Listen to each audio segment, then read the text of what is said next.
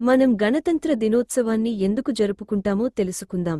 భారతదేశం ప్రతి సంవత్సరం జనవరి 26న గణతంత్ర దినోత్సవాన్ని ఎంతో వైభవంగా జరుపుకుంటుంది. 1947 ఆగస్టు 15న భారతదేశానికి స్వాతంత్ర్యం వచ్చినప్పటికీ, భారత రాజ్యాంగం 1950 జనవరి 26న అమలులోకి వచ్చింది.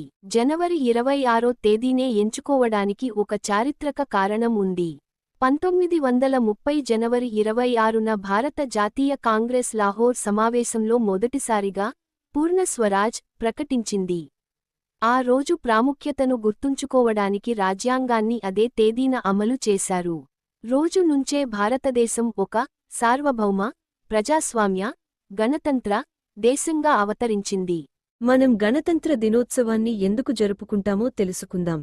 భారతదేశం ప్రతి సంవత్సరం జనవరి 26న గణతంత్ర దినోత్సవాన్ని ఎంతో వైభవంగా జరుపుకుంటుంది. 1947 ఆగస్టు 15న భారతదేశానికి స్వాతంత్ర్యం వచ్చినప్పటికీ, భారత రాజ్యాంగం 1950 జనవరి 26న అమలులోకి వచ్చింది.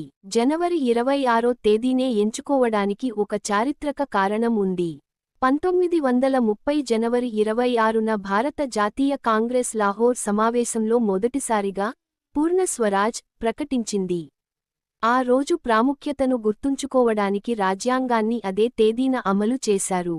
రోజు నుంచే భారతదేశం ఒక సార్వభౌమ, ప్రజాస్వామ్య, గణతంత్ర దేశంగా అవతరించింది.